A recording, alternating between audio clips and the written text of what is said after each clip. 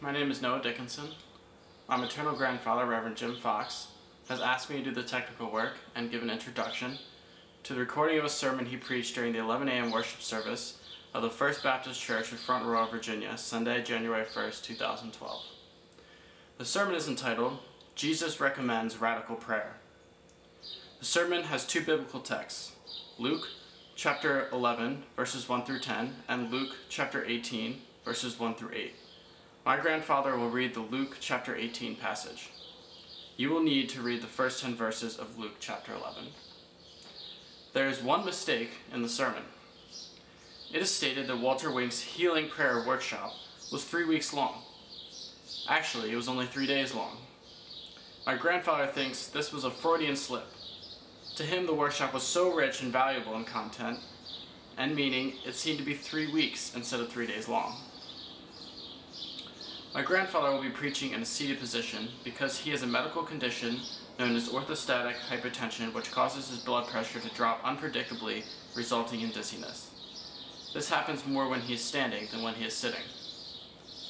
It is interesting to note that Jesus and the Apostle Paul were in a seated position when they preached and taught in Jewish synagogues.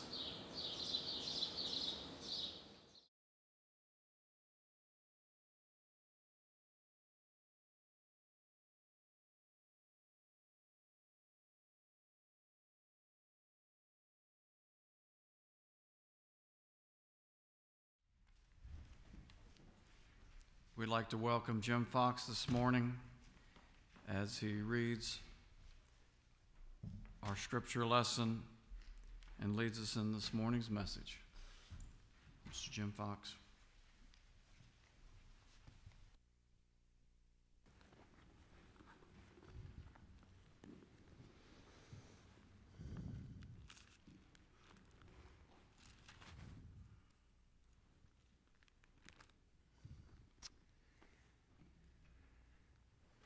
Today's sermon is entitled, Jesus Recommends Radical Prayer.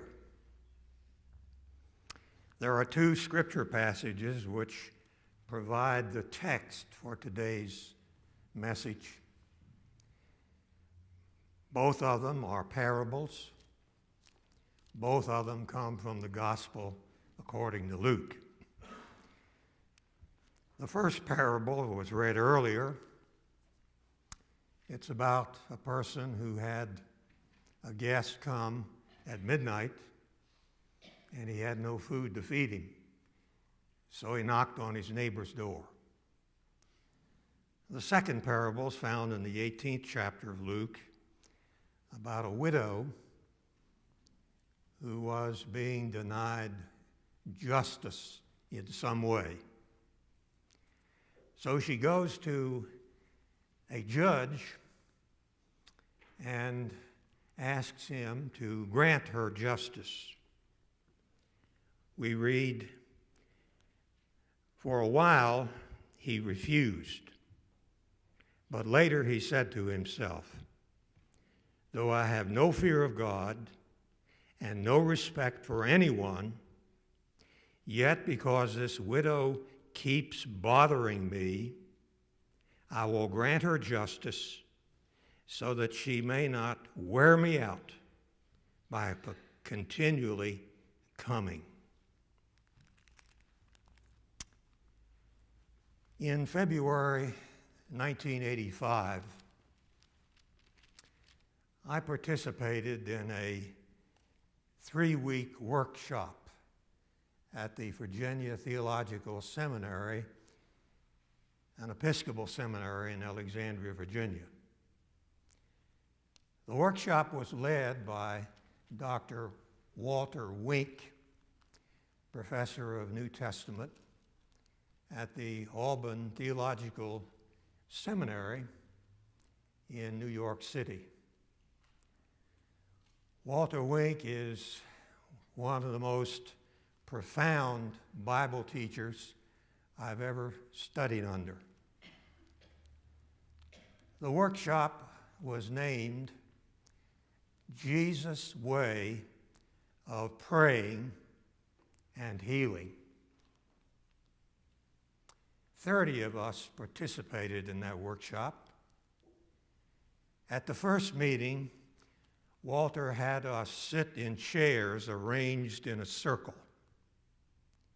And he asked us to go around the circle and introduce ourselves and tell why we had signed up for this workshop, Jesus' Way of Praying and Healing. There were many different answers as to why people had signed up. Some said they had come to get a better biblical understanding of prayer, a better biblical understanding of healing, a better biblical understanding of Jesus as one who prayed and as one who healed. Some came to get a better theological understanding of prayer and a better theological understanding of healing. When it came my turn, I said I signed up for this workshop because a little over a year ago in 1983, my wife, named Dot, began to lose her memory. Eventually, she was diagnosed as having Alzheimer's disease. For over a year, I've been praying that she would be healed of Alzheimer's disease and recover her memory. But she's only gotten worse. She had to resign her job in a law office because she didn't know what was going on in the office anymore. She had to retire. She has forgotten how to drive her car, which she has owned for several years. She has forgotten how to read. She doesn't know the meaning of words. She's forgotten how to cook. She had memorized a lot of recipes, but she no longer remembers. And she can't read the recipes and understand them. Much of the time, she doesn't know my name, and she doesn't know the name of our 4 daughters and our 2 grandchildren. I'm here to learn how to pray more effectively for my wife's healing. In today's sermon, I want to summarize what I learned in that workshop about healing prayer, how I applied it to my wife's condition, and the outcome. First of all, we need to look at the scriptures that form our text. In the workshop, we discussed many scriptures in the Old and New Testament. We role-played some of them. We role-played the 2 parables that form the basis of today's sermon. Let's look at the first parable. A man has a guest come to his house at midnight. Not unusual, because Palestine can be a hot place, and most people travel by walking. And if you traveled, you usually traveled at night when it was cooler. Evidently, the host wasn't expecting this guest. Otherwise, he would have had food on hand to feed him. Well, he didn't have food, so he went to his neighbor's house and knocked on the door. And the person inside said, "Look, the children are asleep. I don't want them to wake up. Get lost." Well, Jesus, in telling this parable, says, "I tell you, even though the man inside will not get up and give him anything because he is his friend, at least because of his persistence, he will get up and give him whatever he needs." He will get up and give him what he needs because of his persistence. Now, the New Testament was first written in the Greek language, and the Greek word translated persistence is anaidion. Everywhere else in ancient times, anaidion is not translated persistence. This is the only place in ancient literature it is translated persistence. Well, how is it translated everywhere else? It's translated shamelessness. The man will get up and get the food because of his neighbor's shamelessness in beating on the door. Now, if we have a sense of shame, that shame will moderate our behavior. It will tend to keep our behavior within bounds of reason and good taste. But if we have no sense of shame, our behavior may be very immoderate. We're not told what shameless behavior this person engaged in to get his bread.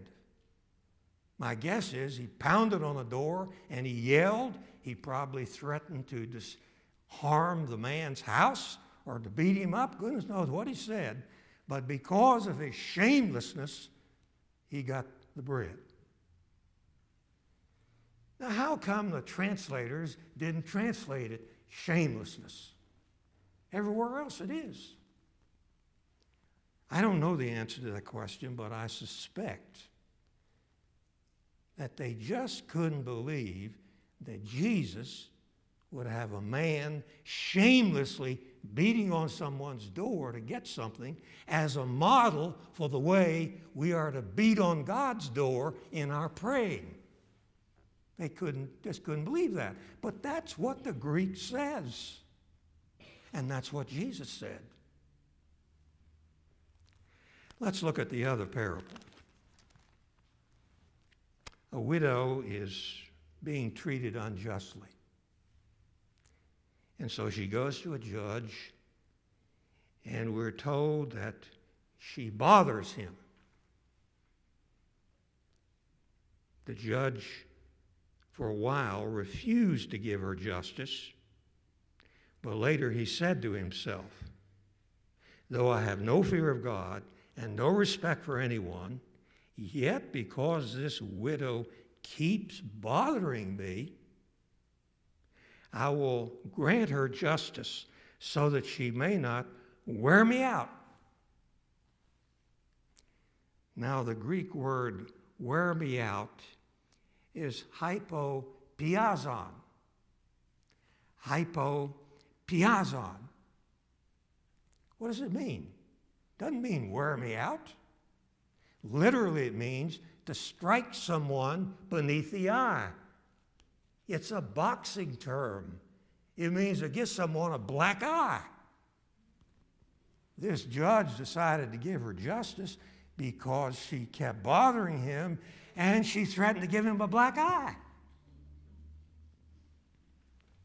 Now, here again, why didn't the translators put that in there? I don't know, but I guess they just couldn't believe that Jesus would use a widow continually bothering a judge and threatening to give him a black eye as a model for the way we are to go and pray to God. It was too radical. Incidentally, the way this woman is portrayed is very radical too. You know, women in ancient Palestine didn't have any rights at all. They were the symbol of helplessness.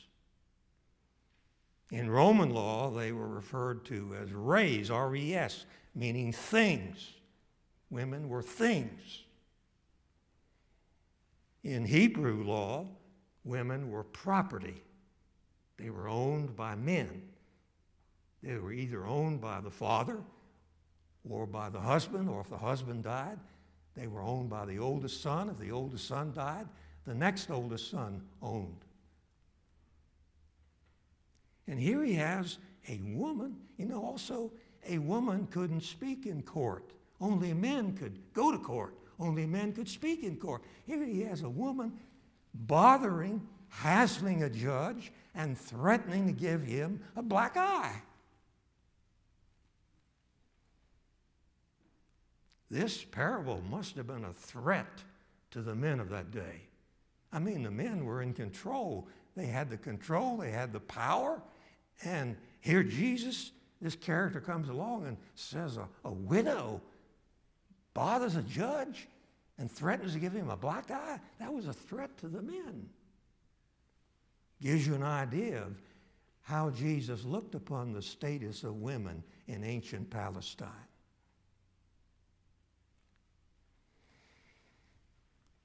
Many Bible interpreters believe that when a parable is given, it is given to make one major point. Now, throughout Christian history, there have been some interpreters who thought that a parable was presented to give many points. But I agree with those who say that parables were given mainly to give one point. What is the one point these two parables present that Jesus is trying to get over to us? I still have the notes from my 1985 workshop with Walter Wink. I want to quote to you what he thinks the main point Jesus is trying to make in these two parables. And I agree with his interpretation. In these two parables, Jesus is not teaching a pious, polite way to pray. These two parables are not teaching a polite, pious way to pray. In these two parables, Jesus is teaching us to bug God in our prayers, to bother God the way the widow bothered the judge, to agitate, to hassle God. Now, I suspect with most of us, we think this is just too radical. But you know, Jesus wasn't introducing anything new. He was simply reflecting what was in the Old Testament. In the 32nd chapter of Genesis, Jacob prayed all night. And he prayed so intensely. The relationship between Jacob and God was so intense, the writer depicted the prayer as a wrestling match. Now, I don't think Jacob and God actually wrestled, but because of the intensity of the prayer between the two, it is written up as a wrestling match. And evidently, Jacob was getting the upper hand in the praying, in the wrestling match. And so God hit Jacob in the hip and knocked it out of joint. Now, I don't think that actually happened. I think that's a symbolic way of saying that in the praying experience, God hassled Jacob. And as dawn came, Jacob was told by God, "Let go of me." And Jacob said, "I'm not going to let go of you until you bless me." Now, I don't think he was holding God. I think that's a poetic way of saying that Jacob hassled God. God hassled Jacob, and Jacob hassled God. God blessed him and changed his name from Jacob to Israel. The Hebrew word Israel means a God wrestler. Now, if there ever was a hassling prayer, that is one. Have you ever read the prayers that Job offered? You know, he lost everything. Lost his children, lost his flocks, lost his money, lost his health. He's in terrible pain. He had some pretty hassling prayers that he offered to God. Let me read one of them. It's found in the 30th chapter of Job. First of all, Job is speaking before he prays. He says, "Now I'm about to die. There is no relief for my suffering. At night my bones all ache. The pain that gnaws me never stops. God grabs me by my collar and twists my clothes out of shape. He throws me down in the mud. I'm no better than dirt. And now he begins his hassling prayer. I call to you, God, but you never answer. And when I pray, you pay no attention. God, you are treating me cruelly. You persecute me with all your power. You let the wind blow me away. You toss me about in a raging storm. God, why do you attack a ruined man who can do nothing but beg for pity? That's a hassling prayer. And he offered a good many of them. Well, the psalmist offered prayers. We're more familiar with his thanksgiving prayers, his prayers of praise. But I suspect we're not familiar with his hassling prayers. Let me read one of them, closing part of Psalm 44. He's praying, God, because of you, we're being killed all day long and accounted as sheep for the slaughter. Rouse yourself. Why do you sleep, O Lord? Awake. Do not cast us off forever. God, why do you hide your face? Why do you forget our afflictions and oppression? For we sink down to the dust. Our bodies cling to the ground. Rise up, O God. Come to our help. Redeem us for the sake of your steadfast love. Well, the Bible is filled with hassling prayers. The last day of our workshop, Walter Wink said, does anyone want to volunteer to pray for someone using everything you've learned in this workshop? I was the first one to volunteer. When I was in the U.S. Army, there was a saying, never a volunteer be. But if you want to learn and you're in a workshop, you want to volunteer all the time. I volunteered many times in that workshop. I was desperate. I knew that if my wife's memory continued to go down, she wouldn't be able to dress herself, feed herself, bathe herself. She'd have to be watched 24/7 so she wouldn't wander away. And also the researchers told me that 50% of the children of Alzheimer's patients will get it. I was desperate. I wanted to learn. So I volunteered to pray. Now, I didn't bow my head and close my eyes and fold my hands. The Israelites didn't pray that way. That's something that came later.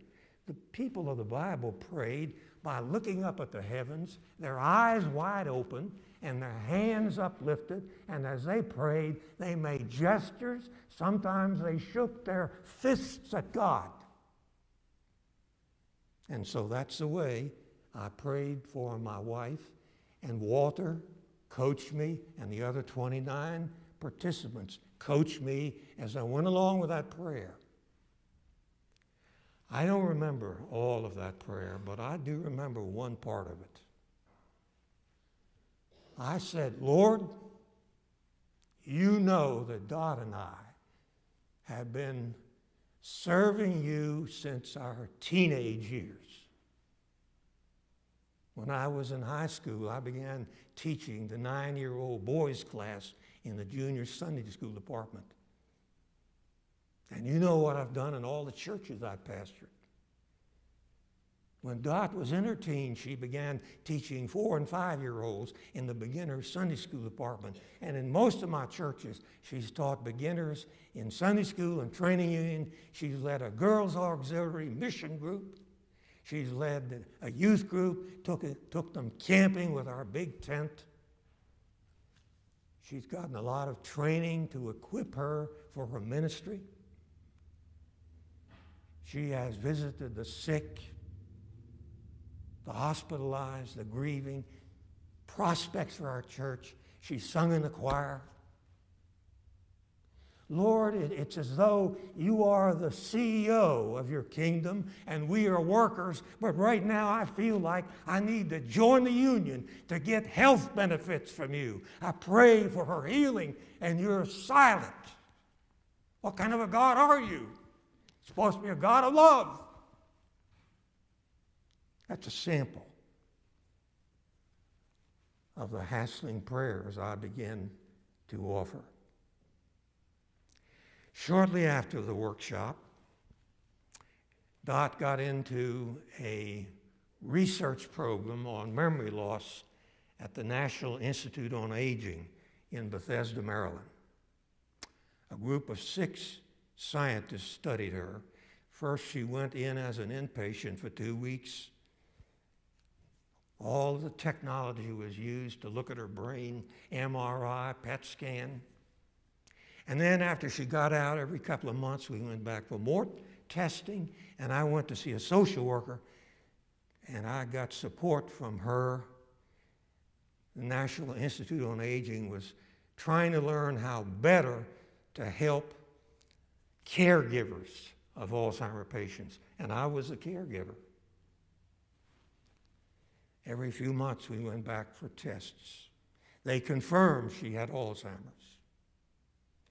We were in that program for about a little over a year. After one of our trips back for tests, the team said, "We want to meet with you." We sat around a table, and one of the spokesmen for the scientists said, "We have some good news to give you and some bad news. The good news is your wife does not have Alzheimer's disease. We don't know what caused her memory loss. She may have had Alzheimer's. We thought maybe she might have had a stroke, but the PET scan and the MRI don't show any evidence of a stroke. And furthermore, if you have a stroke, you usually begin recovering your lost capacity in a few months. But now you're just beginning to get your memory back in 2.5 years. We don't know what caused your memory loss, but we know you don't have Alzheimer's disease." I personally think she had Alzheimer's disease, and through the hassling prayers, God answered us. Well, I said, "What's the bad news?" She said, "By looking at her brain, we know she will regain the memory she's lost." And she did. Gradually, she learned how to drive her car again. Gradually, she learned how to type again. Gradually, she learned how to read again. I had to explain words to her. And eventually, she got enough of a vocabulary she could get a dictionary. And she went to a bookstore and got some used romance novels because the words in those are easy. And she began to get her vocabulary back by reading those novels. And eventually, she knew how to cook again, and she knew our names again. The bad news was that we were told she will never be able to remember any new information she's given. That meant she had to drop out of the choir because on Sunday morning, she couldn't remember what had been rehearsed on rehearsal night. She could no longer teach because when she looked at her lesson plan, she didn't know what those notes stood for.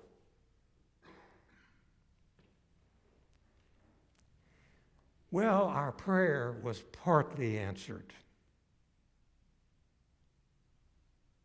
Sometimes if we use hassling prayers, we may not get exactly what we want. But you know, even if she had never recovered any memory, we would have gotten a great deal out of that hassling prayer. As a result of the hassling prayers, my prayer life was revolutionized. I used to pray to God through a filter. That didn't make sense because God knows what's on each side of the filter. But now when I pray, the filter's gone. God knows exactly what I'm thinking, what I'm feeling. And so that workshop and those